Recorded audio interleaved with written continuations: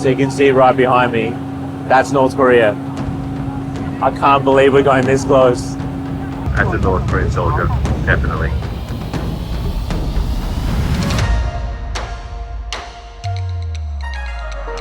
I'm currently in Beijing's Chaoyang station, about to board the train to the city of Dandong, which sits 4 hours northeast of Beijing. And the reason why I'm there is because this city sits right on the border with North Korea from the China side. And last November, when I was in South Korea in Seoul, I visited the DMZ and spent the whole day there. And I want to see what it's like from this side. Wow, there it is, right across this bridge. On the other side there is North Korea. Just walking along the streets of Dandong at night for the first time, and the bridge is lit up so beautifully, I have to say, and it's so nice that it's so quiet. Compared to all the other Chinese cities I've been to, this is like really nice and quiet. And on this side, as you can see, there's so many lights like you'd see in a lot of Chinese cities, that this cyberpunk kind of feel. Although the buildings aren't that tall here, and it's kind of like a smaller town kind of feel, even though it's a population of 2 million people, which is considerable. But now I'm just looking for a place to eat dinner. I've just stumbled across this restaurant and I see Korean writing in it, and I see Korean dishes here featured behind me. I'm gonna give it a go. I need a bit of a break from Chinese food. It'll be nice to have some Korean food, and I'm assuming it's gonna be North Korean cuisine. So let's check it out.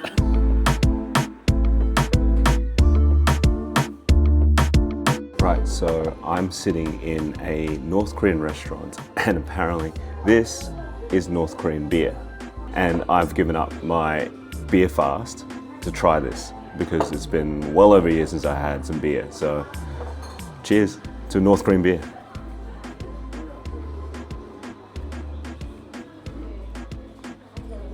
Not bad. So right here in front of me is the bibimbap, which is very familiar to me because it is South Korean food as well. But this is apparently the North Korean version. So I'm gonna give this a go, and I love how it's in a stone pot, so it is pretty legit.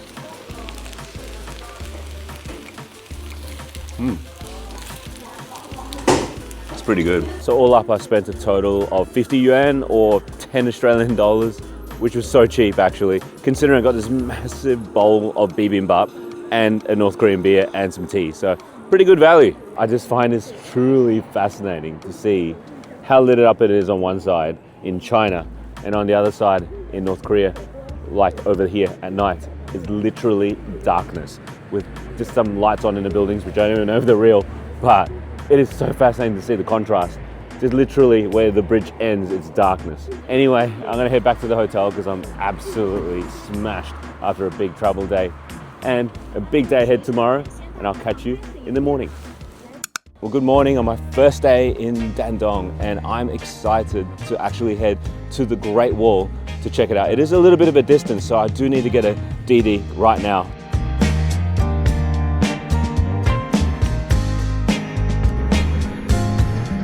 So I'm in a taxi that ended up being a tour guide who's actually upselling me, like, just to drive me around for the whole day, showing me all the places that tourists don't go to for $60 or 300 yuan.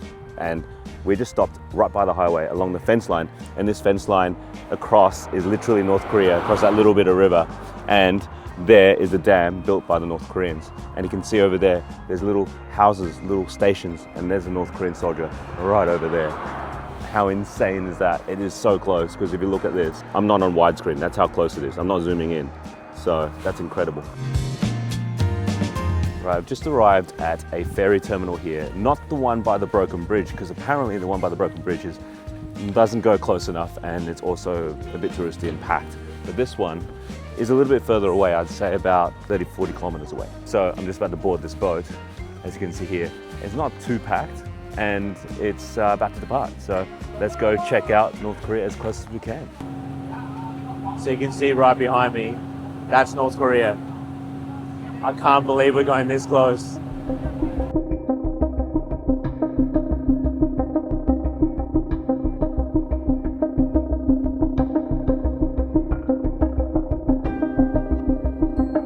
Oh, I just spotted a car. Actually, the first vehicle I've seen in North Korea Everything else is cyclists.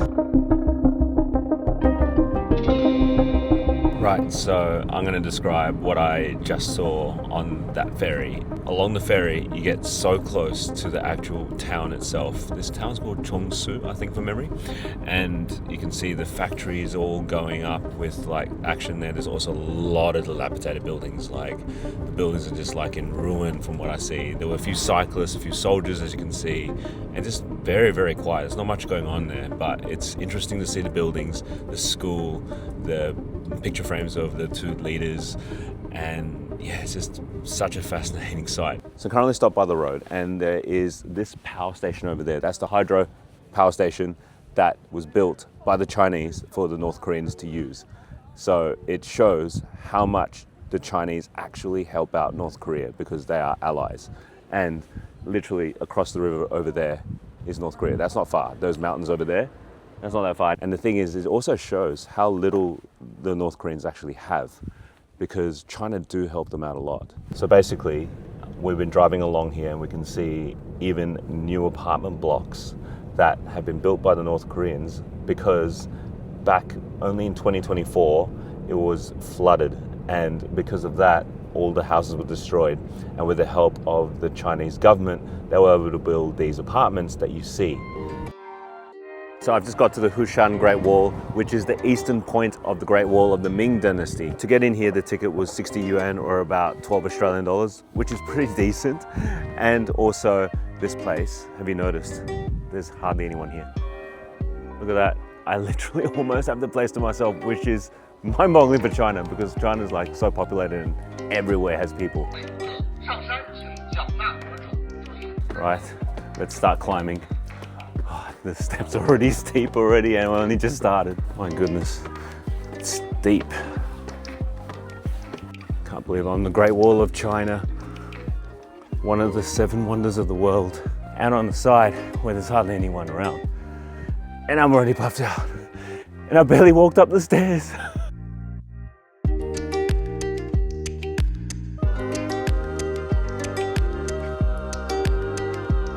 Right, I'm just walking along the Great Wall of China right now on the eastern end, where on this side you see North Korea, and on this side I'm on China. And oh my goodness, I need to climb these steep steps, and I need to get up to the top, where apparently it is at its closest point, where you can see North Korea from the very top. And look at these stairs, how crazy is this? Oh my goodness, they are literally vertical. Look at that. This climb is no joke. Look at this. It keeps going. This is so steep. This is nuts. You have to be fit if you walk up here, by the way. I am currently on the Great Wall of China, and on one side, it's China, and on literally the other side, as you see, it's North Korea. And you can see the contrast is stark. The contrast on one side is being fully developed, and on the other side, you can see the land is completely dry and arid, and of 2 different civilizations. It is just absolutely unbelievable to see this. But I'm heading to the tallest point here. It's called One Step Closer, and it's also the closest point that you're able to see North Korea from the China side. How unbelievable was that? I'm just absolutely mind blown by what I can see right here and being so close to the North Korean border without actually stepping into it. I finally made it to the top of the Great Wall of China, or this section anyway, and this is at its highest point, called One Step Closer. And on this side, you see North Korea at its closest point. You can see the river is so thin, the Yalu River, and you can literally see how close it is. You can see some villages there, you can see a bridge, you can see some farmers working in the field. Look how old some of the horse and carriages are over there, just ploughing away, and people on the bottom right of the frame here, just shoveling dirt into the truck, like as if it was like in the, 40s, 1950s. You can see some like fires burning in the distance and another village, but otherwise it's pretty sparse. It's all farmland. There's not much vegetation you can see on the side. Unbelievable to see the difference from here and how close it is. And you can see up in the distance is Dandong. So wow, this is unbelievable. This is one of those places that you must visit just to see the world that goes on, that have no idea what's happening on this side of the world, because they do live quite isolated lives. Is unbelievable. Right, getting on the boat now. This ticket costs 80 yuan or around $17.50 Australian for a 35-minute cruise. Although it's far busier than the other one I went to earlier in the day. but it's far more outdoor space. So let's see what I can find. You can see over there is the broken bridge. I'll go there in the morning because I ran out of time today. It's already shut because it's shut to 5 p.m. But yeah, what a day. And to be able to cover all this in a single day, it was pretty amazing. And I was pretty lucky to encounter this driver who happens to be a tour guide. And even though $60 is a little bit expensive on the China side of things, it's still pretty cheap by Western standards to be shown all these places without having to worry about getting a taxi. And remember, all these places are pretty regional and pretty rural. So trying to get a DD in this pretty regional area is going to be tough. So it's pretty fortunate to get that ferry ride and to be shown the hydroelectric plant and everything else along the way. It's pretty incredible. Like, I'm pretty enjoying this day. This is like my highlight of this trip so far in China.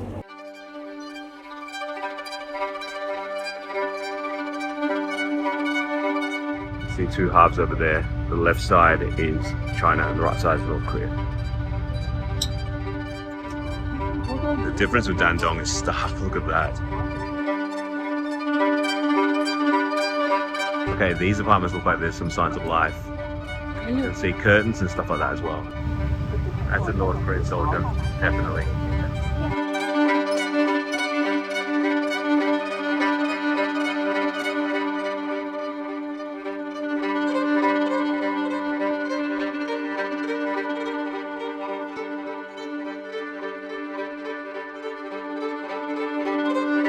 Actually quite a decent sized city. Whether the city is all like for show or are people actually living in those apartments, I'm not sure, but quite established city compared to the other town I was at earlier on, which is like full on rural. Like, this is one of the main cities in North Korea. I can't believe I'm this close to the most isolated country in the world, the Hermit Kingdom. Wow. Oh my gosh, we're actually going under the Friendship Bridge and seeing the end of the broken bridge.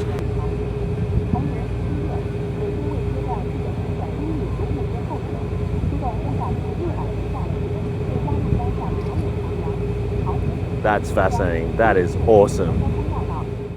Right, let me summarize this particular ferry trip. This ferry trip is 80 yuan, which is cheaper than the other one, which was 120. But both are kind of different. One covers like a rural town in North Korea, and this one covers one of their major cities. So in actual fact, we do see two different perspectives, country life and city life, both quite different. So when it comes to things to see, I reckon this one's better because you can see a lot more life happening here. And if you want to see more of a rural side of things, maybe a side of North Korea that the government over there doesn't want to show you, go to the other one because it's a lot more rough around the edges. It's totally underdeveloped. This one looks a lot more developed than what I saw in the other one. So right behind me is the Friendship Bridge, which is the existing working bridge between North Korea and China. And right over here is the broken bridge, which was bombed by the US in 1953 during the Korean War, which was never rebuilt. So two bridges right next to each other, one of them's broken and left in its past, and this one still active. And as you can see, there's trucks jammed up along here because China is North Korea's biggest trading partner, and so much goes between the two. I think it's about 90% of North Korea's trade happens in China, and a lot of it happens right here behind me with the trucks entering into China and back and forth into North Korea. How fascinating is that to see so many trucks just jammed up here, entering China, bringing North Korean goods and vice versa. So I ended up walking back to the riverfront, and at the back of here is a beer hall, Korean beer hall. Let's give it a go. So I'm here sitting in the restaurant and looking at what to order. So they've got cold noodles for 28, Pyongyang cold noodles. I think I'll give that a go. It's like $5. So I just ordered a cold noodle dish and some beer. And again, the traditional North Korean beer. And I saw downstairs they were actually brewing it. So that was cool, but didn't like the pour. Look at how much head there is here. Oh, okay. So you mix it in with the cold noodles. Right, so I currently have Pyongyang cold noodles, which she actually helped me mix it up because I don't know how to work it. Cheers. Oh yeah, that hits the spot after a massive day. And let's give these noodles a go.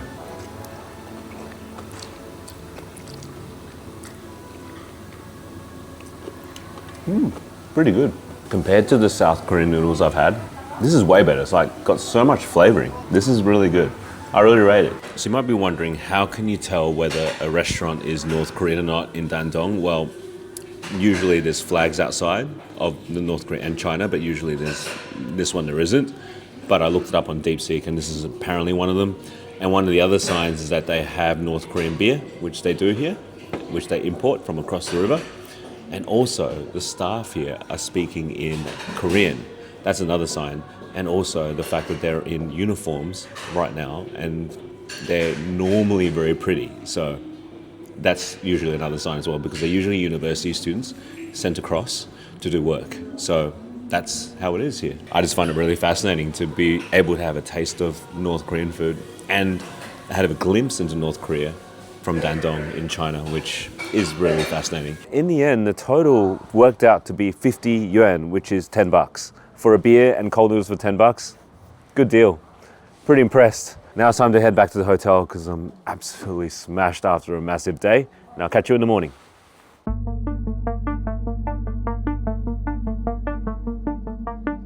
Well, good morning from sunny Dandong. And right behind me, as you can see, is the broken bridge. But unfortunately, I just found out that I can't get on it because it's closed for repairs. And by the time it's open again, I would have been gone, which is pretty sad. It's quite funny and quite fitting that this bridge has been frozen since 1950 and I still can't get to the edge of it.